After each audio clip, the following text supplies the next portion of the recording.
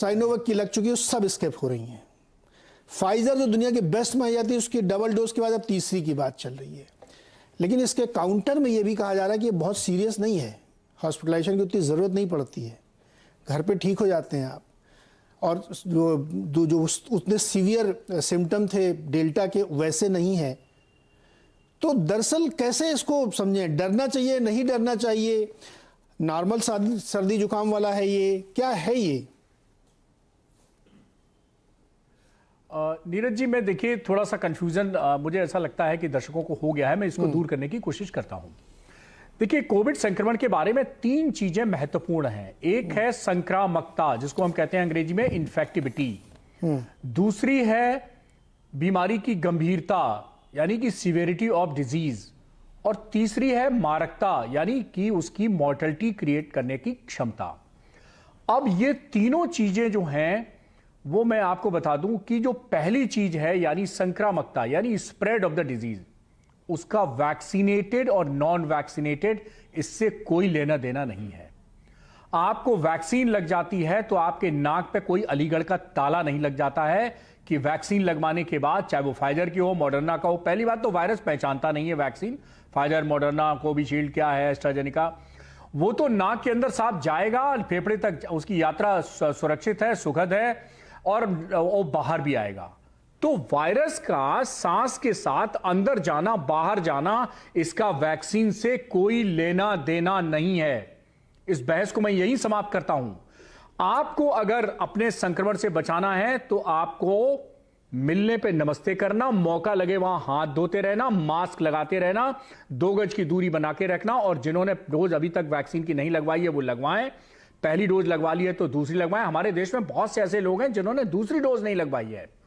और तीसरी बात, मैं सबसे बड़ी बात कहने जा रहा हूं, 44 करोड़ संख्या ऐसी है इस देश में जिनकी उम्र 18 साल से कम है, उनको किसी को भी वैक्सीन नहीं लगी है।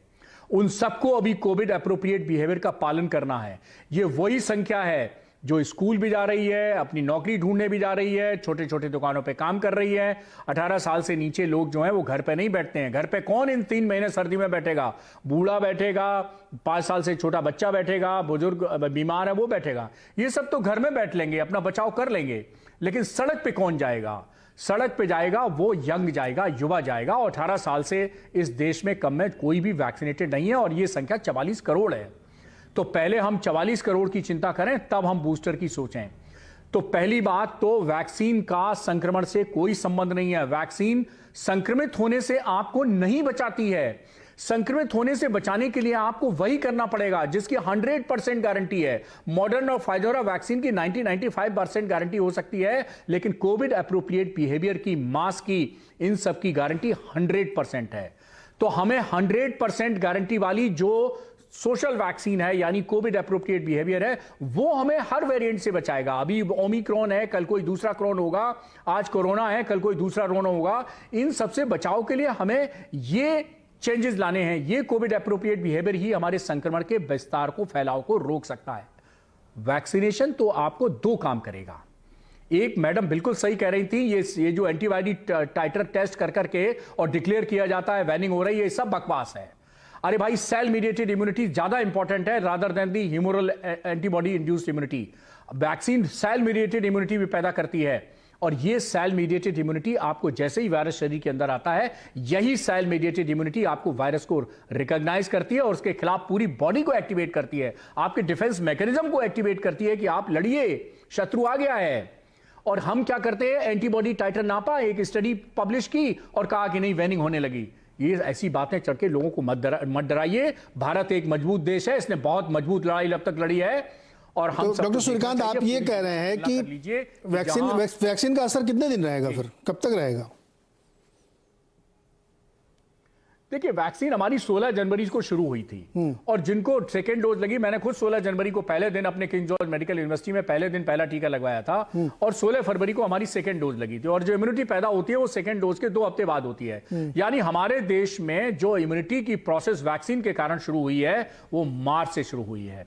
तो मार्च से शुरू हुई है, तो मेरा ये मानना है कि मार्च तक का हमें इंतजार करना चाहिए। लेकिन हाँ, मैं मानता हूं, मैं अपने पूर्व वक्ता से सहमत हूं कि हमें पहली बात तो हमारी जो पीडियाट्रिक वैक्सीन अप्रूवल मिल गया है उसको तुरंत खोल देना चाहिए। उस 44 करोड़ जनता को भी हमें टारगेट करना चाहिए वैक्सीनेशन के लिए। और दूसरा, जो हमारे बीमार हैं, बुजुर्ग हैं और हेल्थ केयर वर्कर यानी फ्रंट लाइन वर्कर हैं, नेचुरल सी बात है, टॉप प्रायोरिटी पे फ्रंट लाइन वर्कर होना चाहिए, जिसमें डॉक्टर्स हैं, पैरामेडिकल स्टाफ हैं, सिक्योरिटी पर्सनल हैं, बाकी समय जी। इनको अगर बूस्टर डोज लग जाएगी तो यही मजबूती से काम करेंगे। यही आपके सिपाही है जो आपके कोविड के दौरान, ओमिक्रॉन या किसी के भी दौरान काम करेंगे। नहीं सर, वो सिपाही तो ठीक है सर, सिपाही तो ठीक है, लेकिन जहां पे डबल वैक्सीनेशन हुआ है उनको भी बहुत सीवियरली हो रहा है कोविड, तो डर तो लगेगा ना मन में। अब उस समय हम सिपाही की याद कैसे करेंगे? फिर आप कंफ्यूज हो रहे हैं। नीरज जी, वैक्सीन लगने का और संक्रमण होने का कोई संबंध नहीं है। नहीं, अरे एक मिनट डॉक्टर साहब सुनिए ना, नहीं सुनिए सर, सवाल तो सुन लीजिए। ये कोई बड़ी बात नहीं कि आपको संक्रमण हो रहा है, लेकिन अगर आप वैक्सीन लगे हैं, आप सेफ हैं कि आपको कोई सीवियरिटी नहीं होगी, तो अगर आपको संक्रमण हो भी गया तो आप क्यों डरें? तो ये बात इतना एम्फेसिस करके कि नहीं, संक्रमण रोकना है मेरे को सबसे पहले, उससे कैसे कब तक बचेंगे आप? 24 घंटे अपने मास्क पे लैमिनेशन थोड़ी करा लेंगे अपने मुंह पे, कहीं ना कहीं से तो आपको इन्फेक्शन हो ही सकता है। 24 घंटे अंदर से आपको सेफ होना है ना सर। देखिए, नहीं, नीरज जी घर से निकलते आप हेलमेट लेते हैं कि नहीं लेते हैं? टू व्हीलर वाले घर से निकलते हुए चश्मा लगाते ही नहीं लगाते हैं, रुमाल लेते हैं, पर्स लेते हैं, बहुत सारी चीजें लेते हैं। आप घर से निकलते हैं तो मास्क भी रख लीजिए जेब में, क्या दिक्कत है? मास्क लगाने से कोई इंकार नहीं सर, लेकिन मास्क लगाने का ही सारी गारंटी वो नहीं लग रहा है। डॉक्टर मल्होत्रा, दिल्ली का सीरो सर्वे कह रहा 95% लोग को हो चुका है, उनके अंदर इतनी इम्यूनिटी पहले से होगी, कुछ को हुआ था, कुछ ऐसे ले लिया, कुछ को एसिम्प्टोमेटिक था, पता नहीं चला, तो सेफ है क्या दिल्ली वाले सारे? देखो, अपनी तरफ से सारा प्रयास है, वैक्सीनेशन पूरी जोरों शोरों से चल रही है। काफी लोग वैक्सीनेशन कराते नहीं है, वो गलत बात है, बट कहीं से भी कोई वैक्सीनेशन की कमी नहीं, कहीं कोई वैक्सीनेशन कम नहीं पड़े, सेंटर्स की कमी नहीं है। कुछ कारणों से लोगों ने वैक्सीनेशन पूरी जोर से नहीं कराया है, एक बात है। दूसरा, सीरो सर्वे में 95% लोगों को ये इन्फेक्शन किसी ना किसी तरह से हुआ है या वैक्सीनेशन से एंटीबॉडीज बनी है। तो इस सर्वे से सहायता मिलती है, थोड़ा सा हौसला बढ़ता है कि भी इतनी तेजी से शायद नहीं फैलेगा। परंतु ये जो नया ओमिक्रॉन है, इसमें म्यूटेशंस काफी ज्यादा हैं, और कोई भी आप वायरस ले लीजिए, आप इन्फ्लुएंजा वायरस ले लीजिए, तो हर साल उसका एक नया वैक्सीन आता है, क्योंकि हर साल वायरस नॉर्दर्न और सदर्न हेमिस्फीयर में भी म्यूटेट करता है। तो हर साल आपको ये कोरोना के भी वेरिएंट सब मिलेंगे, जो इस वैक्सीन को धोखा देने की पूरी कोशिश करेंगे।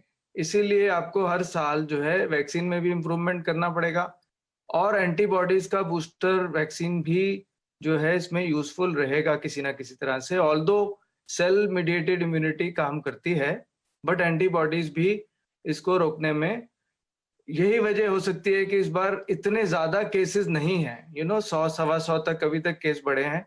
और अगर हम अभी भी कोविड एप्रोप्रिएट बिहेवियर मेंटेन करके रखते हैं तो शायद ये वेव फॉर्म में नहीं आएगा।